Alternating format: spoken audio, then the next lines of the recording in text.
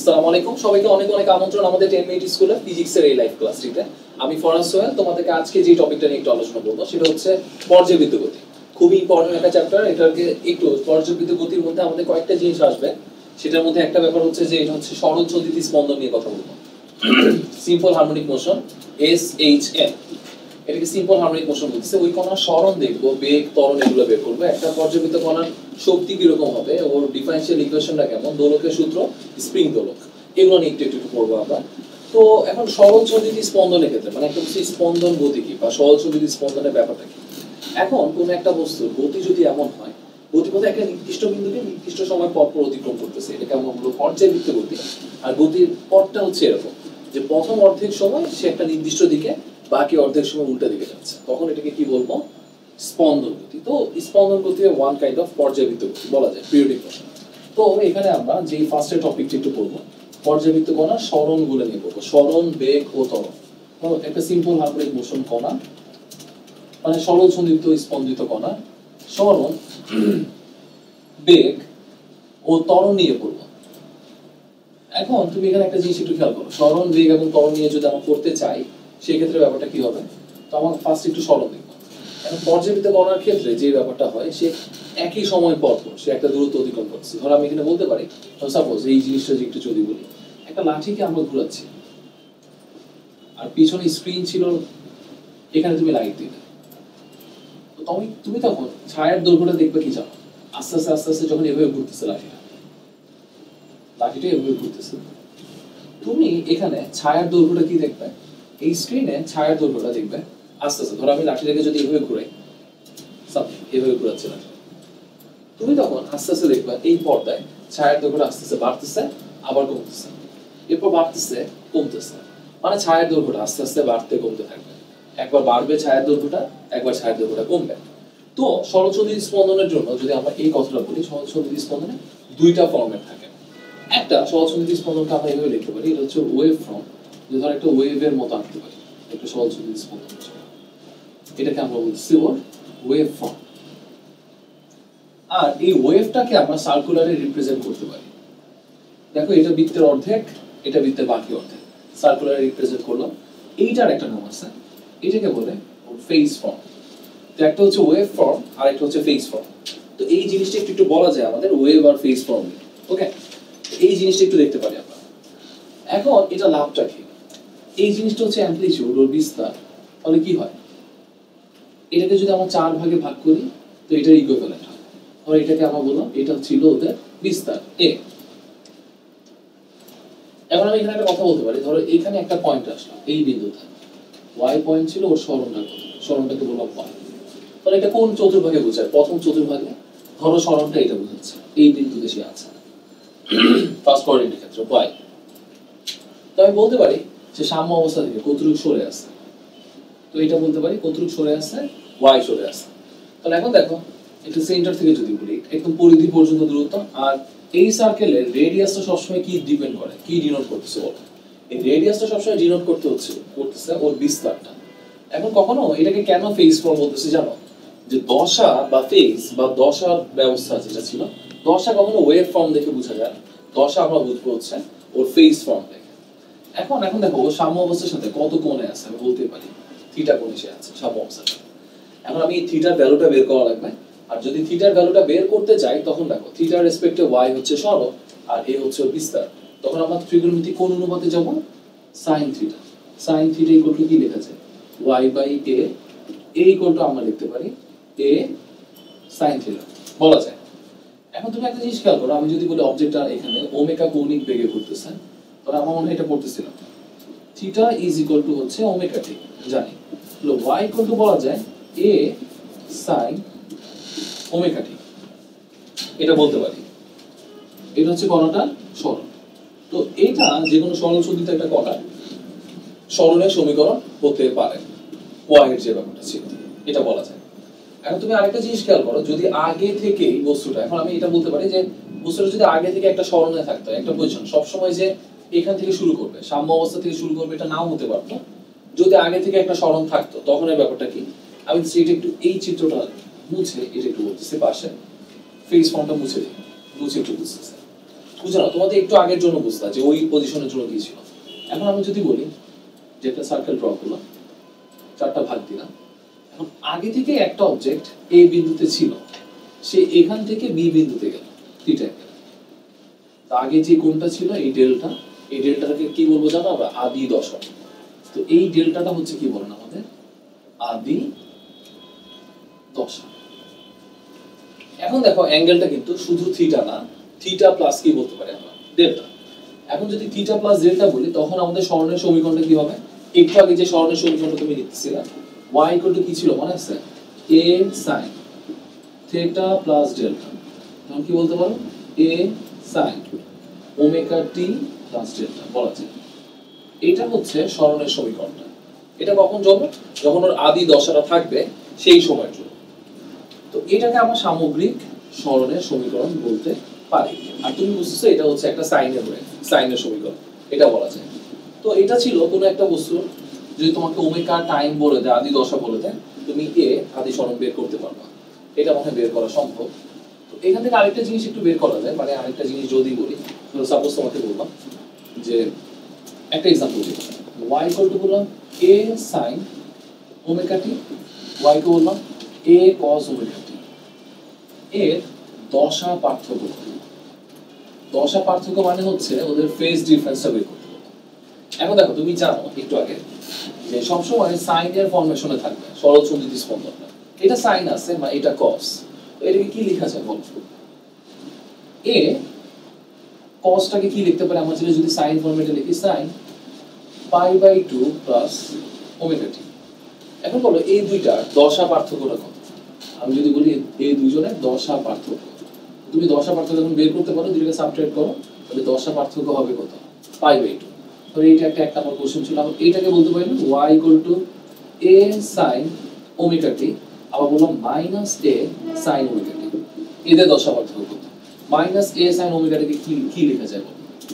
sin যদি আমি লিখতে চাই, তাহলে এটা তো বলতেই পারি পাই প্লাস ওমেগা টি। তখন কি হয়? এদের দশা পার্থক্য কত হয়? 180 ডিগ্রি। বা এটা এই জিনিসটা যে লাস্টের যে ম্যাথটা বললাম, এটার ক্ষেত্রে মানে লাস্টের দশা পার্থক্য ক্ষেত্রে তুমি একটু কমন সেন্সও কাজ করতে পারে। এটা প্লাস এটা মাইনাস, মানে এটা যেদিকে যাচ্ছে এটা অবশ্যই ঠিক তার কি কোন দিকে যাবে? অপোজিট দিকে যাবে, এটা বলাই যায়। তো এটা ছিল সিম্পল হারমোনিক মোশনের দশা বা সরণ নিয়ে কিছু কথাবার্তা আমাদের, এগুলো আমরা জানি। এখন দশা পার্থক্য বা সরণের টপিকটা শেষ আমাদের। এখন যদি আমরা একটু আসি কণার বেগের সংক্রান্ত টপিকে, বেগ নিয়ে কথাবার্তা বলবো। বেগ সংক্রান্ত টপিকের ক্ষেত্রে, বেগের ক্ষেত্রে আসলে আমরা জানি v = লেখা যায় dy dt, তাই না? d dt of y সময়ের সাপেক্ষে সরণকে একবার ডিফারেন্সিয়েট করব। এখন তুমি দেখো d dt of y এর জন্য কি লেখা যায়? a sin omega t plus delta লেখা যায়। a বাইরে আসবে, sin কে তুমি যদি ডিফারেন্সিয়েট করো তখন কি পাবো? cos omega t plus delta, এটা লেখা যায়। sin কে ডিফারেন্সিয়েট করলাম, আবার cos পেলাম। যেটাকে যদি আবার ওমেগা t প্লাস ডেল্টাটাকে কল্পনা অন্তরীকরণ করি, দেন এখানে আবার আসবে কি? ওমেগা। তো এটাকে একটা জিনিস বলা যায়, v এর আরেকটা সমীকরণ পেলাম আমরা। v = কি হলো? a cos omega t, a omega cos omega t plus delta, এটা লেখা যায়। আর তুমি চাইলে আরেকটা কাজ করতে পারো, a omega 1 - sin square omega t plus delta লিখতে পারো। আর আমরা এটা জানি 1 - এটাকে লেখা যায় y/a, কারণ y এর ভ্যালু কত? a sin ওমেগা t, তাহলে শুধু sin ওমেগা t এর ভ্যালু কত হবে? y/a, আর এটার মধ্যে স্কয়ার ছিল। তাহলে আলটিমেটলি লিখলে কি হয় দেখো, a কাটাকাটি যাবে, আমরা লিখতে পারি y = v = omega a square minus y square. এটা হচ্ছে একটা সরল সন্ধিত কণার জন্য ওর বেগের রাশিমালাটা। v = হবে omega √a square minus b y square, এটা লিখতে পারি বেগ। আর এখানে বেগের একটা কন্ডিশন তুমি বলতে পারো, যখন y এর মান ম্যাক্সিমাম, y এর ম্যাক্সিমাম মান হচ্ছে a, তখন কি হবে জানো? v এর মান মিনিমাম, v এর মান হবে 0। আর যখন বলি y এর মানটা মিনিমাম মানে 0, তখন v এর মান হবে ম্যাক্সিমাম। y এর মান 0 বসাও, ম্যাক্সিমাম মান হচ্ছে আমরা লিখতেই পারি ওমেগা a। এই জিনিসগুলো আমরা জানি। এটা হচ্ছে v মিনিমামের কন্ডিশন, আর এটা হচ্ছে ম্যাক্সিমামের কন্ডিশন। আর এখানে একটা জিনিস দেখো তো, এখানে বেগটা কার ফাংশন ছিল? অবশ্যই cos এর ফাংশন। তাহলে এখানে বলো কখন ভেলোসিটি মানটা ম্যাক্সিমাম হবে? যখন cos ওমেগা t প্লাস ডেল্টার ভ্যালুটা কত হবে? 0, আর কখন মিনিমাম হবে ওমেগা টি প্লাস ডেল্টা ভ্যালুটা যখন 90 হবে তখন তো 0 হয়ে যায় ভেলোসিটি। তো এগুলো বলা যায় এই ফাংশন দেখে এটা বলবে। এটাও দুইটা ফর্ম ছিল, দুইটা যে ব্রেকেট দিলাম এইটা হচ্ছে ওর ডিসপ্লেসমেন্ট ফর্ম বা পজিশন ফর্ম বলতে পারি, আর এটাকে বলে ফেজ ফর্ম বলে। আমি দশা অবস্থার জন্য এই বেগের সমীকরণটা ইউজ করি, আর যদি সরণ দেওয়া থাকে পজিশন দেওয়া থাকে এর জন্য বেগের এই সমীকরণটা ইউজ করি। তো এটা বলা যায় এটা ছিল বেগ সংক্রান্ত কথাবার্তা বলা, এটা বলতেই পারি আমরা। তো বেগের কন্ডিশনগুলো একটু একটু দেখলাম আমরা। এখন আমরা আসবো ত্বরণের কন্ডিশনটা, এর পরের টপিকটা ত্বরণ। তোর এক্সেলারেশন কিভাবে কাজ করতেছে। এখন যদি ত্বরণের কথাটা বলি, ত্বরণ বলতে চাই এ, আমরা এ ইকুয়াল টু জানি ডিভি বাই ডিটি। এখন তুমি দেখো ডি ডিটি অফ, একটু আগে ভি বের করলাম, এ ওমেগা কস ওমেগা টি প্লাস ডেল্টা বলা যায়। এখানে এ ওমেগা বলতে পারি, কস কে যদি ডিফারেন্সিয়েট করি আমরা তখন কি হয় জানো, minus sine omega t plus delta. কিন্তু এটার জন্য এক্সট্রা আরেকটা কি ওমেগা সামনে গুণ হবে ওমেগা, তাহলে কি লিখতে পারি এ omega square sine omega t plus delta. এখন তুমি এখানে একটা জিনিস খেয়াল করো, এ ইকুয়াল টু ছিল, এ ইকুয়াল টু কি বলা যায় মাইনাস ওমেগা স্কয়ার, এটা এ sine omega t plus delta পুরোটাই ছিল কি হতো ওয়াই। তো এটা হচ্ছে আমাদের ত্বরণের সমীকরণ। তো আমি এটা একটা কথা বলতে পারি যে y এর মান যদি ম্যাক্সিমাম হয় দেন দেখবো a এর মানও ম্যাক্সিমাম হবে। a এর ম্যাক্সিমাম মান হচ্ছে ওমেগা স্কয়ার a, কারণ y এর ম্যাক্সিমাম ছিল a। আর y এর মান যদি মিনিমাম হয় আমি বলতে পারি এখানে y এর ম্যাক্সিমাম মান ছিল a আর y এর মিনিমাম মান 0, তাহলে a এর ভ্যালু মিনিমাম হবে 0 হয়ে যাবে। এটা ছিল এদের জন্য কন্ডিশনটা। তো এটা বলা যায়, আর এটা ছিল ত্বরণের জন্য ওর পজিশন ফর্ম, আর এটাকে আমি বলতে পারি ওর জন্য ছিল কি ফেজ ফর্ম। তো এখানে একটা কথা স্পষ্ট, এই জিনিসগুলো একটু ক্লিয়ার হয় আমাদের। কি ব্যাপারে ক্লিয়ার হয় দেখো, এটা ত্বরণ বের করে ফেললাম, সরণ বের করে ফেললাম, বেগও বের করে ফেলছে ওটা। এখন একটা জিনিস রিলেটিভ জিনিস, যে জিনিসটা একটু বোঝানো, এই জিনিসটা আশা করি বুঝতে পারবো তোমরা। এই জিনিসের ক্ষেত্রে একটা ইম্পর্টেন্ট জিনিস আমরা এখানে একটু দেখবো, ওর গ্রাফ রিলেটেড ব্যাপারগুলো, মানে ওর গ্রাফের একটু ব্যাপারগুলো একটু দেখবো। এখন যদি গ্রাফের ব্যাপারটা দেখি তুমি একটা জিনিস খেয়াল করো, এখন আমার এখানে আমি যদি নিচে ইকুয়েশন গুলো লিখি y a sin omega t plus delta, v ছিল a omega cos omega t plus delta, আর a ছিল minus a omega square sin omega t plus delta. এটা হচ্ছে তিনটা সমীকরণ। এখন তুমি বলো অবশ্যই সরণের সমীকরণ হচ্ছে sin, তো এটার গ্রাফটা কেমন হবে? সামথিং লাইক ধরা বললাম সরণ y ভার্সেস t, অথবা v ভার্সেস t, অথবা a ভার্সেস t, মানে এখানে যে উপাদানটা বের করব সেটা y হতে পারে, v হতে পারে, a হতে পারে, সমস্যা নেই। আর দেখো v এর ক্ষেত্রে যে ব্যাপারটা আছে, v টা কার ফাংশন ছিল? v টা হচ্ছে cos এর ফাংশন। যদি cos এর ফাংশন হয় তো এটার ভ্যালুটা উপর থেকে শুরু হবে, আর যদি উপর থেকে শুরু হয় সামথিং লাইক দ্যাট এরকম। তো এটা ছিল y, এটা হচ্ছে v, এটা বলতে পারি। এখানে তুমি আরেকটা জিনিস একটু খেয়াল করো, যদি আমার ত্বরণের ব্যাপারটা বলি, ত্বরণের ক্ষেত্রে দেখো এটাও সাইনের ফাংশন, এটার অপোজিট দিক থেকে শুরু হচ্ছে, তাই? তো ত্বরণের ক্ষেত্রে আমাদের কি ব্যাপারটা হতে পারে যে ত্বরণের জন্য ফাংশনটা এভাবে হতে পারে, এটা হচ্ছে ত্বরণের ফাংশন। দেখো ত্বরণের ফাংশন হচ্ছে নিচের দিক থেকে কেন শুরু হচ্ছে বলো, নেগেটিভ, আর উপরের এটা ছিল হচ্ছে কার ফাংশন বলো, বেগের, আর মাঝখানে দুইটা দেখো যেটা মূল বিন্দু থেকে যে দুইটা শুরু হয়েছে, যেটা ধনাত্মক প্রান্ত থেকে শুরু হচ্ছে সেটা ছিল সরণ, আর যেটা ঋণাত্মক প্রান্ত থেকে শুরু হচ্ছে এটা ছিল ত্বরণ, আর এটা হচ্ছে সরণ, আর এটা হচ্ছে বেগ। একটু আরেকটু ক্লিয়ারিফাই করে দিলাম। তো এই তিনটা আমার পর্যায়ে একটু আলাদা আলাদা করে লিখলাম। এই তিনটা ওয়েভকে আমি একসাথে লিখতে পারি, এটা ওয়েভ ফর্ম, এটা সাইন, এরপরটা ছিল কস, এরপরটা আবার সাইন, কিন্তু নেগেটিভ সাইন। তো এদের গ্রাফগুলোকে আমরা এইভাবে লিখতে পারি চাইলে। তো এটা ছিল বেগ, সরণ এবং ত্বরণ নিয়ে কথাবার্তা বলা। তো এখান থেকে তুমি একটা জিনিস দেখতে পারো, আমি যদি কোনো কারণে বলি, ধরো সাপোজ বলতেছি একটা বস্তু বললাম 0.5 মিটার বিস্তার এবং 200 হার্টজ কম্পাঙ্কে, ওর কম্পাঙ্কটা বলে দিল, কম্পাঙ্কে হলো SHM, এটা মানে সরল সঙ্গীত স্পন্দন সংক্ষেপে, বিশিষ্ট কণার আদি সরণ 0.2 মিটার হলে আদি দশা কত সেটা বের করতে হবে। আদি দশা কত? সেকেন্ড যে জিনিসটা বের করতে বললাম, 2 সেকেন্ড পর সরণ বেগ ত্বরণ কত। থার্ড যে জিনিসটা বের করতে বললাম, ভি ম্যাক্স আর এ ম্যাক্স কত। তুমি একটা জিনিস খেয়াল করো, আমরা যদি এই কথাটা বলি ফার্স্ট এর যে ব্যাপারটা আছে y a sin omega t plus delta, এটা বলতেই পারি তাই না, সরণ। কিন্তু এখানে বলছে তোমাকে একটা আদি সরণ, মানে শুরুতে সরণ কত ছিল 0.2, ও বিস্তার ছিল 0.5 sin। তো তোমার টাইমের ভ্যালুটা না 0, কারণ আদিতে বলছে ডেল্টা। তুমি ইচ্ছা করলেই ইনভার্স করে ডেল্টা ভ্যালুটা বের করে ফেলতে পারো। বের হয়ে গেল। এখন y যেহেতু ডেল্টা বের হয়ে গেছে, 2 নম্বর ইকুয়েশন আমাদের কি বের করতে বললো জানো, y a sin omega t plus delta. এখন দেখো ওমেগার ভ্যালু তুমি জানো, কারণ কম্পাঙ্ক বলে দিছে। ওমেগা মানে কি লিখতে পারো, ওমেগা মানে আমি লিখতে পারি ইচ্ছে করলে 2 পাই f ডেল্টা। f মানে বুঝায় কম্পাঙ্ক, তুমি বসায় দাও। ও সরি, এটার সাথে একটা টি আছে। এখন দেখো f জানো, সময় জানো, কয় সেকেন্ড পর বলবো, সময় বললো হচ্ছে আমাদের 2 সেকেন্ড পর। বিস্তার বলেছে 0.5, ডেল্টা একটু আগে বের করছে, বসায় দাও, y শেষ।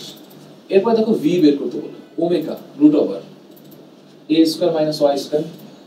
আর দেখো a এর ক্ষেত্রে কি হবে, ওমেগা স্কয়ার y। তুমি চাইলে মাইনাস দিয়ে দিতে পারো, আমি শুধু ম্যাগনিটিউড বের করব, শেষ 2 নম্বরের জন্য। আর 3 নম্বরের জন্য আমরা মনে হয় v ম্যাক্স বের করা শিখছিলাম, ওমেগা a। আর a ম্যাক্স এর ক্ষেত্রে কি হবে, ওমেগা স্কয়ার।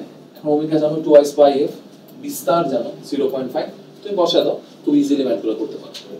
এইটা ছিল একটা সরল সন্ধির স্পন্দন করা, সরণ বেগ আর ত্বরণ নিয়ে কিছু কথাবার্তা বলা। এগুলো মনে হয় আমরা ইজিলি পারবো। এই জিনিসগুলো নিয়ে আমাদের তেমন কোনো সমস্যা হওয়ার কথা না। এরপর এখানে ছোট্ট একটা জিনিস, যে জিনিসটা এই টপিকটাতে একটু পড়ায় ফেলবো আমরা, এটা হচ্ছে যে দুটি SHM সিম্পল হারমোনিক মোশন তরঙ্গের বলতে পারি, ধরো উপরিপাত, অথবা এটাও বলা যায় সংযোজন। মানে দুইটা সরল সন্ধিত কণা পরস্পরের উপর ওরা উপরিপাতিত হলো বা সংযোজিত হলো, এটা বলা যায়। কারণ ধরে নিই আমি একটা কণা, ওদের বিস্তার আলাদা হতে পারে। একটা কণা হচ্ছে y a sin omega t, এটা বলা যায়। ধরো এখানে আরেকটা কণা বললাম y ধরো এটা y1, এটা y2 ছিল, b sin omega t plus delta, এটা বললাম। এই দুইটা কণা ছিল, পরস্পরের উপর ওরা কি হবে বলো, আপতিত হবে। এখন ওরা যদি পরস্পরের উপর আপতিত হয়, y কি লিখবো, y1 plus y2, a sin omega t তো ছিল। আর b এর ক্ষেত্রে কত, b sin ওমেগা t কি ছিল লেখা যায়, b sin omega t cos delta plus b sin delta cos omega t, এটাই বলাই যায়। কারণ হচ্ছে কি দেখেন, sin a প্লাস b এর সূত্র পাওয়া যাবে। তুমি এখানে একটা জিনিস খেয়াল করো, তুমি যদি sin ওমেগা t কমন নাও, তখন কি পাও, a plus b cos delta sin omega t, আর এখানে কি হয়, b sin delta cos omega t। আমাদের এখানে টার্গেট কি জানো, এই দুটো কোনো উপরিপাতিত হওয়ার পর ওরা যে নতুন ওয়েভটা তৈরি করবে তার বিস্তার কত হবে। দুটো সিম্পল হারমোনিক মোশন করলো, তাদের নতুন কণাটার বিস্তার কেমন হবে, দশা পার্থক্য কেমন হতে পারে। তখন আমরা এখানে একটা কাজ করবো জানো, যে কাজটা হচ্ছে ইন্টারেস্টিং কাজটা, এখানে ধরে নিব যে নতুন কণাটা ছিল তার বিস্তার ছিল a, আর তার দশার নতুন যেই তরঙ্গটা হবে, নতুনটার আমরা বিস্তার ধরে নিলাম, a, আর দশা কোনটা বা দশা পার্থক্য ধরে নিলাম, দশা ধরে নিলাম ধরো গামা। তো এই অংশটাকে কি ধরবো জানো আমরা, a cos গামা, আর এই অংশটাকে ধরবো আমরা a sin গামা। এটা ধরে নিব আমরা। এখন কেন ধরে নিলাম, এটা একটা জিনিস খেয়াল করো। তখন দেখো এটা কি আসে, a cos gamma sin omega t, আর এখানে কি আসে বলো, a sin gamma cos omega t। এটাকে ইচ্ছে করলে লেখা যায় a sin omega t plus gamma, বলা যায়। তাহলে দেখো এটা আবার একটা নতুন কণার বিস্তার চলে আসলো, যেটা ছিল আমাদের একটা নতুন একটা কণার জন্য ওর সরণের সমীকরণ, এটা বলতেই পারি y equal to a sin omega t plus gamma।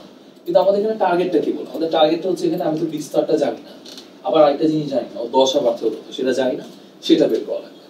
এখন সেটা যদি বের করতেই চাই আমরা এখানে একটা কাজ করতে পারি। তুমি কার সমান a cos delta লিখতেছিলে, a cos gamma কার সমান লিখতেছিলে বলো? a plus b cos delta। R a sin gamma কার সমান লিখতেছিলে? a sin gamma লেখা হচ্ছে b sin delta সাপেক্ষে। এই দুইটা ছিল আমাদের ইকুয়েশন। এই দুইটা যখন আমাদের ইকুয়েশন, আমরা যদি 1 স্কয়ার প্লাস 2 স্কয়ার করব, তো এখানে জাস্ট a স্কয়ার থাকবে। কেন জানো? এখানে a স্কয়ার থাকে হচ্ছে cos square gamma plus sin square gamma 1 হচ্ছে 1। আর এখানে কি থাকে জানো? a স্কয়ার প্লাস 2ab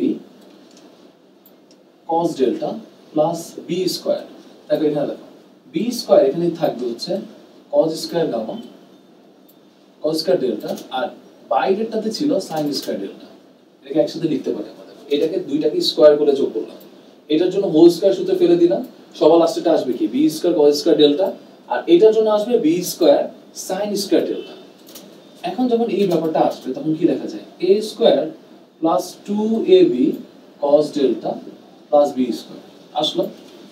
তো এখন আমাদের টার্গেট হচ্ছে নতুন বিস্তারটা বের করা। তো নতুন বিস্তারটা বের করা মানে কি বুঝায়? দেখো খেয়াল করো, a এর ভ্যালুটা বের করা। তখন a এর ভ্যালুটা হবে কি? root over a square plus b square 2ab cos delta. আর এখন আমি যদি বলি সাপোজ 2 ডিভাইডেড বাই 1, তখন কি থাকে বলো? tan gamma is equal to থাকে b sin ডেল্টা, আর নিচে হবে a plus b cos delta. এটা বলাই যায়। এখান থেকে একটা ব্যাপার আসে তোমার, এটা হচ্ছে ওদের বিস্তার, আর এটা হচ্ছে নতুন তরঙ্গটা দশা পার্থক্য গামা বা আদি দশা বলতেই পারে। আমাদের এটা অনেকটা ভেক্টরের মতো মনে হচ্ছে, কিন্তু এটা ভেক্টর থেকে আসেনি, এটা লব্ধি তোমার সূত্র থেকে আসছে। এখন তুমি একটা জিনিস খেয়াল করো, এখন যদি তোমাকে দুটা, আমি এখানে ছোট একটা এক্সাম্পলে বললাম, ধরো এখানে একটা বলতে পারি একটা কণা ছিল, ওর সরণ ছিল ধরো 0.5 sin ওমেগা টি, আর এটার জন্য ছিল 0.6 sin omega t plus pi by 6। এখন তুমি একটা কথা বলো, এখানে a এর জায়গায় কি আছে? 0.5 এর জায়গায়, আর এখানে b এর জায়গায় আছে হচ্ছে 0.6, আর ডেল্টা হচ্ছে পাই বাই 6। ওই তরঙ্গের মানে এই দুইটা সিম্পল হারমোনিক মোশন যদি পরস্পর আপতিত হয়, নতুন বিস্তারটা কত আর দশা কত সেটা বলতে বলছে। এখন তুমি একটা জিনিস খেয়াল করো, এটার জন্য a b তুমি জানো, এখানে a b sin ডেল্টা জানো, তুমি এখান থেকে নতুন বিস্তারটা আর নতুন দশা পার্থক্যটা চাইলেই বের করতে পারো। তো এইটা একটা কথা বলাই যায় যে বস্তু দশা পার্থক্য বা বিস্তার এটা বের করতে পারি। এটা হচ্ছে কি বলো? দুইটা সিম্পল হারমোনিক মোশন বা কণাগুলো পরস্পরের উপর যদি আপতিত হয় অথবা সংযোজিত হয়, ওর ক্ষেত্রে অবস্থাটা, তো এগুলো বের করতে পারবা। এইসব দিয়ে কিছু কিছু ইন্টারেস্টিং টাইপের ম্যাথ আমরা করতেই পারি। তো এটা একটা ছিল আপতিত যে অবস্থাটা ছিল। এখন আমাদের বেগ ত্বরণ যেহেতু বের করা শেষ, আমরা সরল সঞ্চিত করার জন্য ওর শক্তির সমীকরণে চলে যাবো। ওর শক্তিগুলো কেমন হতে পারে এই জিনিসগুলো একটু দেখবো, শক্তির সমীকরণে যাবো। তো এখনকার যে টপিকটা থাকবে এটা সিম্পল হারমোনিক মোশন, কণা শক্তিগুলো বের করব। এখন যদি শক্তিগুলো বের করতেই চাই আমরা এখানে এই কাজটা করতেই পারি। এখন দেখো এই কি কাজ করতে পারি আমরা? ফার্স্টে আমরা যদি গতি শক্তি দেখি, গতি শক্তি কি হবে? Half M V square, half M V মানে হচ্ছে omega root over A square minus Y square whole square. তখন কি থাকে বলো? হাফ এম ওমেগা স্কয়ার এ স্কয়ার মাইনাস ওয়াই স্কয়ার। আর আমরা একটা জিনিস জানি এন ওমেগা স্কয়ার মানে কি, এটা কিভাবে আসে দেখো খেয়াল করো। এটা যদি বের করতে চাও, আমার মনে হয় পড়তেছিলাম omega is equal to root over K by M, তখন কে ইকুয়াল টু লেখা যায় কি বলো? M omega square. তো এখানে তো এম ওমেগা স্কয়ার আছে, এর বদলে আমরা কি লিখতে পারি? হাফ কে এ স্কয়ার মাইনাস ওয়াই স্কয়ার। এটা হচ্ছে গতি শক্তির সূত্র একটা সরল সঞ্চিত কণার জন্য। এখন দেখো আমরা যদি বলি না গতি শক্তি তো বের করলাম, এখন বিভব শক্তি বের করবো। বিভব শক্তির জন্য বের করবো বল ইনটু সরণ ডিসপ্লেসমেন্ট। তাহলে ওর কণাটা সরণ হচ্ছে 0 থেকে y। কাজটা, কাজের ক্ষেত্রে ব্যাপারটা বললে f equal to ky dy integration of 0 থেকে y। তখন কি থাকে জানো? তখন দেখবা হাফ ky স্কয়ার এটা থাকবে। এটা হচ্ছে কার গেল? ep। তো এখান থেকে তুমি একটা জিনিস দেখো, দুইটা জিনিস বের হলো। এটা ছিল ওর গতি শক্তি আর এইটা ছিল এই কণাটার বিভব শক্তি। এখন যদি আমি মোট শক্তি বের করতে চাই ই, এটা হবে ই কে প্লাস ই পি। তুমি এটা করে দেখো, এটা সবসময় আসবে হাফ কে এ স্কয়ার। এখন দেখো তোমাকে যদি বল, ধ্রুবক আর বিস্তার বলে দেওয়া থাকে, তুমি এটা চাইলেই ওর মোট শক্তি, বিভব শক্তি আর গতি শক্তি কি করতে পারো, বের করতে পারো। খুব সহজেই এই জিনিসগুলো বের করা যায়। ও তিনটে ইকুয়েশন দেখলাম আমরা, তিনটে ইকুয়েশনে জাস্ট ভ্যালুগুলো ইনপুট করলে তোমার ম্যাথগুলো হয়ে যায়। এখানে যে একটা বুঝার ব্যাপারটা ছিল, সেই বুঝার ব্যাপারটা একটু বলবো। আর এখানে ছোট্ট একটা একটু ম্যাথের একটা জিনিস করতে পারি চাই। এখন আমি যদি ধরো তোমাকে একটা এক্সাম্পল বললাম, ধরো বলতেই পারি, বললাম বলো কোথায় ওর বিভব শক্তিটা ওর গতি শক্তির সমান, কোথায় কত সরণে গতি শক্তি বিভব শক্তির সমান হবে, বা এটা বলি কোথায় এই ঘটনাটা করতেছে গতি শক্তি বিভব শক্তির সমান, এটা বলতে। এখন দেখো বিভব শক্তি মানে কি, হাফ কে ওয়াই স্কয়ার, এটা মানে হচ্ছে হাফ কে এ স্কয়ার মাইনাস ওয়াই স্কয়ার। বলা যায় কোথায় মানে তোমাকে সরণটা বের করতে দিচ্ছে, মানে ওয়াই। এখন তুমি একটা জিনিস করো, হাফ কে বাদ দাও, ওয়াই স্কয়ার এ স্কয়ার মাইনাস ওয়াই স্কয়ার। এটার বদলে বলা যায় 2y square equal to a square. তো y স্কয়ার ইকুয়াল টু বলা যায় কি a square by 2। So y এর ভ্যালু কি আসে জানো, a বাই √2। মানে a বাই √2 দূরে কি হচ্ছে বলো, যে ওর সরণটা, ওর বিভব শক্তি গতি শক্তির সমান। তো এরকম কিছু রেশিও দেওয়া থাকবে, রেশিও ম্যাথ দেওয়া থাকবে, এগুলো মনে হয় আমার আই গেস এগুলো পারা উচিত তোমাদের। তো এখানে আমাদের সরণের ব্যাপারটা হলো ওর কণার গতি শক্তি বা শক্তির যে জিনিসগুলো বের করার ব্যাপার ছিল সেগুলো জানা হলো আমাদের। এখন যে ব্যাপারটা একটু খেয়াল করবো আমরা আমাদের এর পরের টপিকটা। এর পরের টপিকটা খুবই ছোট একটা টপিক, যে একটা সরল সঞ্চিত স্পন্দনের জন্য ও ডিফারেনশিয়াল ইকুয়েশন বের করতে বলছে, বা অন্তরীকরণ সমীকরণ। ডিফারেনশিয়াল ইকুয়েশনটা কি, আমরা যদি বলি ওর ডিফারেনশিয়াল ইকুয়েশন বের করব, সংক্ষেপে লেখা আছে ডিফারেনশিয়াল ইকুয়েশন, এটাকে সংক্ষেপে লিখলাম। তো ডিফারেনশিয়াল ইকুয়েশনটা কি, y is equal to আমরা লিখতে পারি a sin omega t plus delta. এখন আমরা যদি দেখো dy dt বের করি, a omega cos omega t plus delta, এটা জানি একবার ডিফারেন্সিয়েশন করলাম। যদি আমরা আরেকবার ডিফারেন্সিয়েশন করি dt স্কয়ার, দেন কি হয় জানো, a ওমেগা স্কয়ার cos কে করলে sin হবে ওমেগা t প্লাস ডেল্টা। এটা আমরা একটু আগে করতেছিলাম। আবার দেখো a sin omega t plus delta মানে হচ্ছে y, তখন কি করা যায়, d square y dt square equal two লিখতে পারি minus omega square y। So এখান থেকে একটা কথা বলা যায় d square y dt square plus omega square y is equal to কি হবে, 0। এটা হচ্ছে এইটার একটা ডিফারেনশিয়াল ইকুয়েশন বা অন্তরীকরণের একটা সূত্র, এটা বলতেই পারি আমরা। এটা হচ্ছে ডিফারেনশিয়াল ইকুয়েশন। কার এখানে দেখো ডিফারেন্সিয়েশনটা কত অর্ডারে ছিল, দ্বিতীয়, তখন এটাকে বলে দ্বিতীয় ক্রমে বা সেকেন্ড অর্ডার ডিফারেনশিয়াল ইকুয়েশন, এটা বলতে পারি আমরা। হ্যাঁ, তো তুমি এখান থেকে একটা জিনিস খেয়াল করতে পারো যে সেকেন্ড অর্ডার ডিফারেনশিয়াল ইকুয়েশন জেনে লাভ হলো কি, এটার সাথে ওর কম্পাঙ্ক, কৌণিক বেগ এগুলো বের করা যায়। ধরো আমি এখানে বললাম তোমাকে সেকেন্ড অর্ডার ডিফারেনশিয়াল ইকুয়েশনটা একটু মনে রাখবা। এখানে দেখো যে সেকেন্ড অর্ডার ছিল, ওর সাথে কোনো সহগ ছিল না। এখন আমরা যদি এখানে একটা কথা বলতেই পারি তোমাকে, হিয়ার একটা কথা বলতেছি, বলো সাপোজ যে ডিফারেনশিয়াল ইকুয়েশনের জন্য একটা একটা এক্সাম্পল দিলাম। এটা হলো 10 ছিল d স্কয়ার y dx মানে dt স্কয়ার। সবচেয়ে কমন কিছু উদাহরণ যদি বলি, এটা ছিল 1000 y ইকুয়াল টু 0 বললাম। তাহলে ফার্স্ট কোশ্চেন হচ্ছে ওর ওমেগার ভ্যালু কত, সেকেন্ড কোশ্চেন হচ্ছে ওর ফ্রিকোয়েন্সি কত ছিল। এখন তুমি একটা জিনিস খেয়াল করো, তোমাকে যে ডিফারেনশিয়াল ইকুয়েশন দেয়া আছে, আইডিয়াল ডিফারেনশিয়াল ইকুয়েশনটা নিচে লেখা আছে। দেখো এখানে d square y dt square পাশে কোনো কোএফিসিয়েন্ট ছিল না, কিন্তু এটা আইডিয়াল ইকুয়েশনের মতো না। এখানে একটা কোএফিসিয়েন্ট আছে 10। তো তুমি ফার্স্টে যে কাজটা করবা 10 দ্বারা ডিভাইড করে নাও dt স্কয়ার, তখন কি থাকে 100y = 0। তখন বলো ওমেগা স্কয়ারের জায়গায় কি আছে বলো 100। তাহলে ওমেগা কি হবে 10, ওমেগার ভ্যালু হবে 10 রেডিয়ান পার সেকেন্ড। আর আমরা আরেকটা জিনিস জানি, ওমেগা সমান সমান হচ্ছে 2y পাই f। এখান থেকে ইচ্ছা করলেই তুমি f এর ভ্যালুটা বের করতে পারো, তোমার উপর ডিপেন্ড করছে f এর ভ্যালুটা বের করতে পারো। তো এগুলো ছিল ডিফারেনশিয়াল ইকুয়েশনের ছোট ছোট ব্যবহারগুলো, যে এটা কিভাবে কাজ করতে পারে না করতে পারে এগুলো মোটামুটি আমরা জানি। এখন আরেকটা ইন্টারেস্টিং পোরশনে আসবো আমরা, সরল দোলকের কিছু সূত্র নিয়ে আসবো, যে সরল দোলকের সূত্রগুলো কিভাবে কাজ করতেছে না করতেছে সেগুলো নিয়ে। এখন সরল দোলকের সূত্রের জন্য যদি আসি আমরা, তখন কি লেখা যায়, তো এই টপিকটা হবে আমাদের সরল দোলকের সূত্র। সরল দোলকের সূত্র, এইটা নিয়ে একটু কাজ করবো এই টপিকটা। তখন সরল দোলকের সূত্রের জন্য একটা জিনিস বলা যায়, সরল দোলকের কোন একটা সরল দোলকের পর্যায়কালটা কিভাবে থাকে বলো, ওর কার্যকরী দৈর্ঘ্যের বর্গমূলের সমানুপাতিক। আর আরেকটা জিনিস বলতে হবে, সরল দোলকের অভিকর্ষ ত্বরণের মানটা, দোলন কালটা ওর অভিকর্ষ ত্বরণের বর্গমূলে ব্যস্তানুপাতিক। দুইটাকে যদি একসাথে লিখি, t is proportional to root over l by g বলা যায়। t equal to এর বদলে একটা সমানুপাতিক ধ্রুবক আসে, সেটা আমার সরল দোলকের ধ্রুবকের মানটা হচ্ছে 2i স্কয়ার সমান। এটা মোটামুটি সবাই জানো। এইটার জন্য যে ব্যাপারটা ছিল, t equal to আমরা লিখতে পারি 2 pi root over l by g, এটা লেখা যায়, এটা সরল দোলকের সূত্র। এটা মোটামুটি আমরা সবাই জানি। আর সরল দোলকের জন্য অ্যাকচুয়ালি সূত্রটাকে আমরা বেসিক্যালি দুইটা ভাগে ভাগ করতে পারি, একটা ছিল দৈর্ঘ্যের জন্য আর একটা হচ্ছে কিসের জন্য, ত্বরণের জন্য।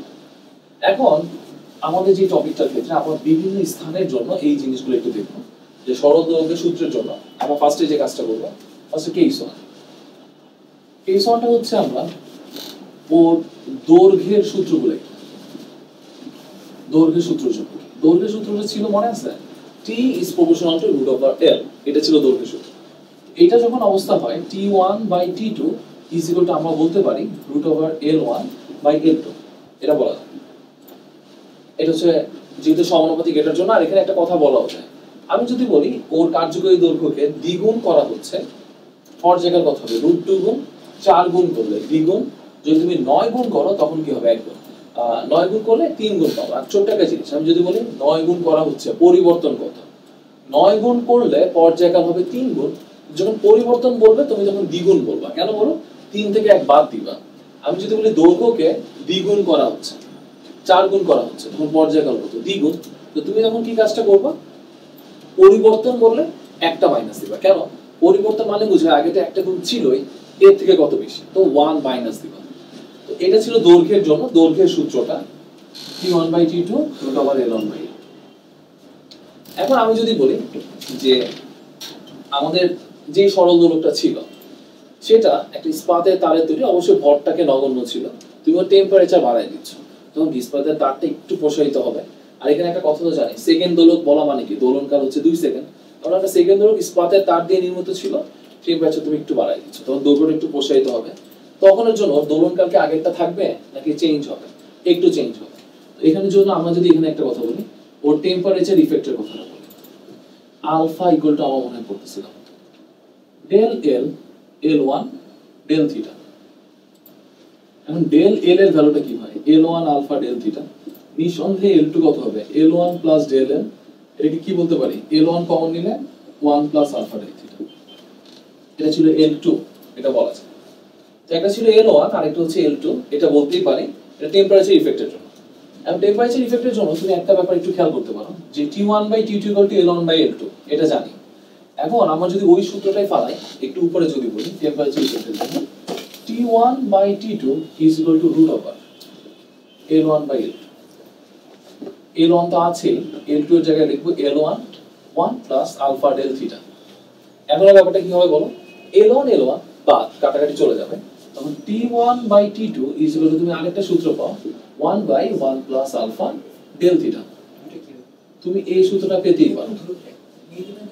এখন আমরা যদি এই সূত্রটা পাই, সেই ক্ষেত্রে ব্যাপারটা কি থাকবে বলো, এই সূত্র যদি পাই T1 by T2 equal to root over 1 by 1 plus alpha del theta। এটা ছিল টেম্পারেচার ইফেক্টের জন্য, দৈর্ঘ্য প্রসারণ সহ টেম্পারেচার বলে দিলাম T2। এরপরে সেকেন্ড দোলকের দোলনকাল কত, এটা খুব সহজেই তোমরা বের করতে পারবে। এটা ছিল টেম্পারেচার ইফেক্ট বা থার্মাল ইফেক্ট, এটা বলতে পারি সহজ ছন্দে স্পন্দনের জন্য। এই ব্যাপারটা একটু দেখো। এখন দেখো, এটা ছিল আমাদের দৈর্ঘ্যের ইফেক্ট নিয়ে কথাবার্তা বলা। এখন আমি যদি কেস 2 তে বলি জি এর প্রভাব, জি এর প্রভাব নিয়ে কাজ করব। জি এর প্রভাব নিয়ে কাজ করতে গেলে একটা জিনিস খেয়াল করো, G1 by T1 by T2 equal to লেখা যায় root over G2 by G1। সবসময় মনে রাখবো 1 হচ্ছে আইডিয়াল কেস, মানে প্রমাণ অবস্থা যখন সেকেন্ড দোলক ছিল, আর 2 হচ্ছে পরিবর্তিত।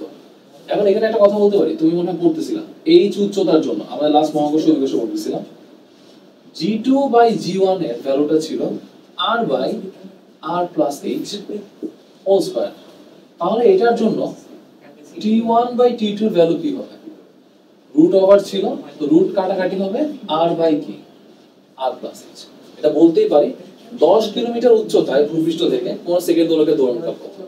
আর তো জানো ব্যাসার্ধ T1 মানে আগে কত ছিল 2 সেকেন্ড, এখন তোমাকে T2 বের করতে হবে। এটা বের করা যায়। আমি যদি বলি h গভীরতা, h গভীরতার জন্য কি লিখতে পারো? এটা করতেছিলাম g2 by g1 is equal to আমরা করতেছিলাম 1 মাইনাস h বাই r। এইটার জন্য সেকেন্ড দোলকের ক্ষেত্রে কি হবে? T1 by T2 is equal to root over 1 minus h by r। এখানে তুমি দেখো দোলনকালের আরেকটা ফরম্যাট পেলা তুমি সময়ের জন্য। এটা ছিল একটা ফরম্যাট, এইটা হচ্ছে আরেকটা ফরম্যাট। এটা হচ্ছে একটা গভীরতার জন্য, ঠিক আছে, সেকেন্ড দোলকের দোলনকাল। তো এখানে আমি একটা কথা বলতেই পারি যে এইরকম টাইপের যদি তোমাকে কোশ্চেন আসে, যদি বলি h equal to r by 2 গভীরতা, বললাম ধরো h equal to r by 2 গভীরতা ছিল, r by 2 গভীরতায় হলে r by 2 গভীরতায়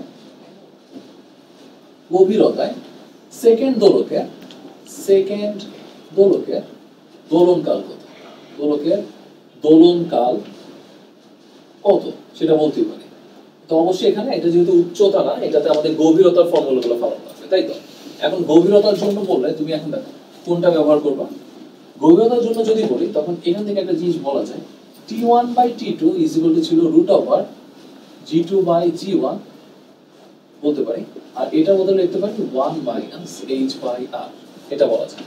এখন তুমি দেখো সেকেন্ড দোলক 2 T2 জানি না, 1 মাইনাস h এর ভ্যালু হচ্ছে r বাই 2, আর এখানে r কাটাকাটি হাফ আসবে, তখন কি থাকে T2 এটা হচ্ছে 2, আর এটার বদলে তুমি যদি হাফ বাদ দাও রুট 2 থাকে, তাহলে T2 এর ভ্যালু কি থাকে জানো? 2 রুট 2 সেকেন্ড। তাহলে আমি বলতেই পারি r বাই 2 গভীরতার ক্ষেত্রে একটা সেকেন্ড দোলকের দোলনকাল কত হবে? 2 রুট 2 সেকেন্ড। তুমি বলছো রুট 2 টা ক্রস মাল্টিপ্লাই হচ্ছে। এখন যদি আমি একই কোশ্চেন তোমাকে বলতাম উচ্চতার জন্য বের করো, তখন তুমি কি লিখতে পারবে? r by r plus h। তুমি জাস্ট তোমাকে যেভাবে বলতেছে তুমি যেটা ওই রিজনে, যে ওই কনসিডারে, ওই কেসে তুমি কনসিডার করবে এই জিনিসগুলো। এটা ছিল h গভীরতার জন্য যে ব্যাপারটা। এখন খেয়াল করো এই ব্যাপারটা হলো, এখন যদি আমরা আরেকটু রিডিফাইন করি ল্যামডা ডিগ্রি অক্ষাংশ। এখন এটার জন্য আবার আরেকটা জিনিস বলতেছি, আরেকটা 3 নাম্বার কেসটা ল্যামডা অক্ষাংশ। 3 নাম্বার কেস মানে জি এর মধ্যে তিনটা, ফার্স্টে উচ্চতা গভীরতা ল্যামডা অক্ষাংশ। T1 by T2 is equal to ছিল root over G2 by G1 বলতে পারি। এখন দেখো G1 টা তো সবসময় নরমাল অবস্থা G, আর G2 টা হবে কি G minus omega square r cos square lambda, এটা জানি। তো আমি এটা ল্যামডা ডিগ্রি অক্ষাংশের জন্য এটাকে এভাবে রিপ্রেজেন্ট করতেই পারি, চাই রিপ্রেজেন্ট করা যায়। আর এখানে আরেকটা জিনিস দেখো খেয়াল করো 4 নাম্বার, আমি যদি এই কথাটা বলি দোলকটা হচ্ছে লিফটে যদি থাকে, লিফটের জন্য একটা জিনিস জানো, ওর যে G2 এর ভ্যালুটা G প্লাস মাইনাস n। কেন? এই এটা ছিল লিফটের ত্বরণ, এই এটা হচ্ছে কার ত্বরণ বলো? লিফটের ত্বরণ। এগুলো আমাদের বলবিদ্যার টপিকগুলোতে একটু উল্লেখ করা আছে, লিফটের ত্বরণ। অথবা তুমি গতিবিদ্যা, আমাদের প্রিভিয়াস যে ক্লাসগুলো ছিল গতিবিদ্যার উপর, সেখানে দেখতে পারো লিফটের কারণে কিভাবে ত্বরণগুলো চেঞ্জ হয়। এখন আমরা যখন উপরে উঠতেছি নিজেকে ভারী মনে হয়, মানে আমাদের আপেক্ষিক ত্বরণটা বেশি। যদি ঊর্ধ্বগামী হয় তখন আমরা পজিটিভ সাইনটা ইউজ করব, মানে G প্লাস n, আর যদি নিম্নগামী থাকে তখন আমরা ইউজ করব কি বলো? G minus n। তখন কি লেখা যায়?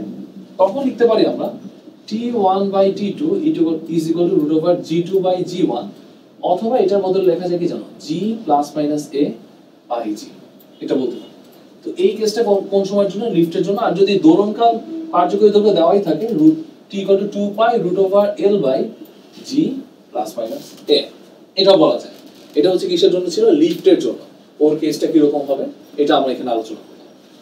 এখন তুমি যদি আরেকটা সিস্টেম বা আরেকটা বাউন্ডারি দেখতে চাও তো তখন কি বলতে পারি? এটা হচ্ছে লিফটের জন্য যে ব্যাপারটা ছিল। এখন 5 নম্বরে আমি আরেকটা কথা বলি। 5 নম্বরের জন্য একটু খেয়াল করো। এখন বলো আমাদের যে দোলকটা ছিল, দোলকটা হচ্ছে একটা তড়িৎ ক্ষেত্রে অবস্থিত। তড়িৎ ক্ষেত্র মানে আমি এরকম একটা দোলক ঝুলে রাখলাম, সেটা একটা ইলেকট্রিক ফিল্ডের মধ্যে আছে। ও ধরো প্লাস মাইনাস দুইটা চার্জিত, আর এখানে হচ্ছে প্লাস ই একটা ইলেকট্রিক ফিল্ডের মধ্যে আছে। তখন কি হবে? যে আমাদের দোলকটা যদি একটা ইলেকট্রিক ফিল্ডে থাকে তখন ওর উপর কি কাজ করতেছে সেটা একটু বের করবো। এখন তুমি দেখো খেয়াল করো, যদি ওরা সমধর্মী হয় ও বিকর্ষণ করা শুরু করবে। কি বলে বিকর্ষণ করবে বল দেখো, Fe, Fe ইকুয়াল টু কি QE বলে সে বিকর্ষণ। আর যদি বিপরীতধর্মী হয় ওরা আকর্ষণ করা শুরু করে। এটার ভর ছিল m, তাহলে কি হবে Fe ইজ ইকুয়াল টু হবে QE। তো তুমি এখানে একটা কথা বলো যে ওর যে আকর্ষণ বিকর্ষণ কারণে বলের পরিমাণটা Fe is equal two QE, এটা ওকে একটা উপরের দিকে অথবা নিচের দিকে এক্সট্রা একটা ত্বরণ দিবে, তো এটাকে বলা হয় ma বলা যায়। সেখানে a এর জায়গায় কি লিখতে পারো, যে যে ত্বরণটা বাড়তেছে অথবা কমতেছে লিখা যায় QE বাই m। তখন তুমি একটা জিনিস খেয়াল করো, t ইকুয়াল টু 2 পাই আমরা যদি এভাবে লিখি root over l by g, g হওয়ার কথা ছিল, যদি আকর্ষণ করে এটা একটু বেশি বাড়ায় দিবে, তখন কি হবে QE বাই m, ত্বরণটা বেড়ে যাচ্ছে। যদি বিকর্ষণ করে ত্বরণের মানটা কমাই দিলে তখন আমরা কি ইউজ করব মাইনাস।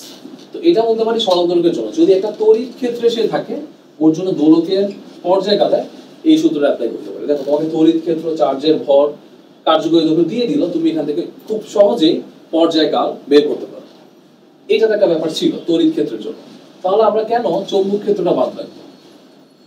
6 নম্বরে আমরা বললাম এটা তড়িৎ ক্ষেত্র না, এখন এটা যদি একটা চৌম্বক ক্ষেত্র থাকে, চার্জ ছিল B চৌম্বক ক্ষেত্র, ও একটা চৌম্বক বল অনুভব করতেছে ধরো সাপোজ, তো চৌম্বক বলের ইকুইভ্যালেন্ট যে বলটা ছিল আমরা ম্যাগনেটিক ফোর্সটাকে বলতে পারি কি বল QVB। আর ম্যাগনেটিক ফোর্স ছিল এটা, এটাকে আমরা বলতে পারি QVB।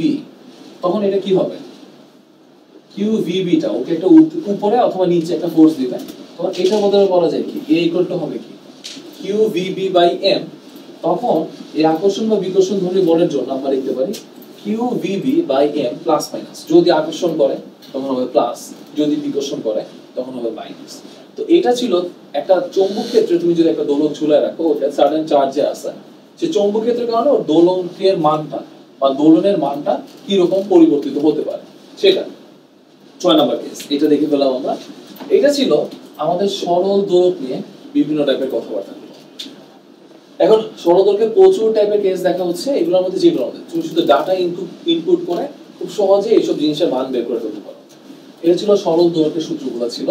এখন এরপরে আমরা যে কাজটা করব সেই কাজটা হচ্ছে স্প্রিং দোলক নিয়ে কাজ করব। কি কাজ করব? স্প্রিং দোলক। এখন তুমি যদি স্প্রিং দোলক নিয়ে কাজ করো সেই ক্ষেত্রে এই কাজটা করতেই পারো। ধরো আমরা এখানে কাজ করব হচ্ছে স্প্রিং দোলক। স্প্রিং দোলক নিয়ে কাজ করলে এখানে একটা জিনিস মনে তোমরা ধরো এখানে একটা স্প্রিং এ একটা বস্তু ঝুলানো ছিল এম ভরে, সেটা কাঁপতেছে। এম ভরের বস্তু ওর স্প্রিং ধ্রুবকে বানাচ্ছে কে, আমরা ওমেগা ইকুয়াল টু করতেছিলাম root over K by m, আর ওমেগা সমান সমান জানি টুয়াইস পাই বাই টি। তাহলে বলো পর্যায়কাল টি ইকুয়াল টু কি হবে 2 pi root over M by কে। আমরা কাজ ক্ষমতা শক্তি লাস্ট ক্লাসে মনে হয় এই জিনিসগুলো কিছু প্রুফ দেখতেছিলাম যে বল ধ্রুবকের মানগুলো কিভাবে চেঞ্জ হতে পারে, কিভাবে হতে পারে, এই নিয়ে কয়েকটা ব্যাপার একটু দেখতেছিলাম। তো এখানে একটু আরেকবার দেখবো আমরা বল ধ্রুবকের মানগুলো ব্যাপারটা কি হতে পারে। এখন তুমি একটু স্লাইডে যদি খেয়াল করো দেখো যে কে এর যে মানটা আছে, কেটা ইচ্ছা করলে প্যারালালে থাকতে পারে, প্যারালালে থাকলে কি হবে বল ধ্রুবকের মানগুলো আমাকে যোগ করব, আর যদি সিরিজে থাকে তখন কি করব 1/k1 + 1/k2 এভাবে যোগ করব। আর এখানে অবশ্যই একটা ইফেক্টিভ একটা জিনিস, যদি স্প্রিং এর ভর তোমাকে দেওয়া হয়, যদি স্প্রিং এর ভর দেওয়া থাকে, ধরো স্প্রিং এর ভর x, তখন কি হবে জানো t = 2 পাই, তুমি পড়লা মনে হয় m/k, তো m + ms/3 k। একটা জিনিস সবসময় মনে রাখবা, একটা স্প্রিং এর ভরের 3 ভাগের 1 ভাগ ভর কার্যকর হয়। এখন আবার তুমি যে ভরটা ঝুলে রাখতেছিলাম আমরা এখানে যে অবজেক্টের জন্য যে ভরটা ঝুলে রাখতেছিলাম, এখন স্প্রিং এর ভরটাকে আমরা নগণ্য ধরে নিচ্ছি, আমরা মেজর ভর ধরলাম m, কিন্তু না, এখন যদি স্প্রিং এরও ভর থাকে তো ওখানে কি পরিমাণ কাজে দেয় স্প্রিং এর ভরটা, ms টা 3 ভাগের 1 ভাগ, এইজন্য ms/3 + m/k। এটা হচ্ছে যদি স্প্রিং এর ভর তোমাকে উল্লেখ করা থাকে, ওর পর্যায়কাল বের করার জন্য তুমি এই জিনিসটা করতে পারো। তো এখানে পর্যায়কাল নিয়ে ছোট্ট একটা জিনিস একটু দেখবো, দেখার পর এই জিনিসটাকে আমরা মোটামুটি শেষ করব।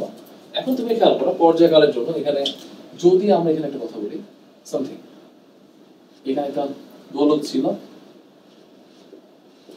একটা ভর ছিল, আর এখানে আরেকটি স্প্রিং ছিল, এটা ছিল 10 নিউটন পার মিটার স্প্রিংটা, স্প্রিংটার spring 10 newton per metre, spring constant এটা ছিল 10 নিউটন পার মিটার, থাকতেই পারে।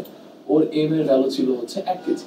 এখন সে বলো এটা পর্যায়কাল কত, তো টি ইকুয়াল টু বলা যায় 2 pi root over M by কে, কিন্তু এখানে কেপি, কারণ আমি মনে হয় এটা আমাদের লাস্টের প্রিভিয়াস লেকচারগুলো দেখলে বুঝবো, দুইটা স্প্রিং যদি সরাসরি যুক্ত না থাকে, তৃতীয় কোনো বস্তুর মাধ্যমে যুক্ত, তখন আমরা কি বলবো যে ওরা প্যারালালি আছে, সমান্তরালে আছে। 2 পাই এম এর ভ্যালু হচ্ছে 1 আর নিচে বলতে পারি 10 প্লাস যা থাকবে সামথিং সেকেন্ড। এইটা ছিল কোন একটা স্প্রিং দোলকের জন্য পর্যায়কালের জন্য। তো আমরা এই চ্যাপ্টারে দেখো একদম লাস্টের টপিকটা ছিল স্প্রিং দোলক, এটা দিয়ে মোটামুটি আমাদের পড়া শেষ। তো এই চ্যাপ্টারে আমরা কি কি দেখলাম, যে সিম্পল হারমোনিক মোশনগুলো কেমন হতে পারে, ওরা পরস্পর উপর আপতিত হলে কেমন হতে পারে, ওদের শক্তি কেমন হতে পারে, ডিফারেনশিয়াল ইকুয়েশনটা কেমন হতে পারে, সরণ দোলকের সূত্রগুলো আর স্প্রিং দোলক নিয়ে কথাবার্তা বললাম। তো আজকের ক্লাসে এই পর্যন্ত আমাদের সাথে থাকার জন্য সবাইকে অনেক অনেক ধন্যবাদ।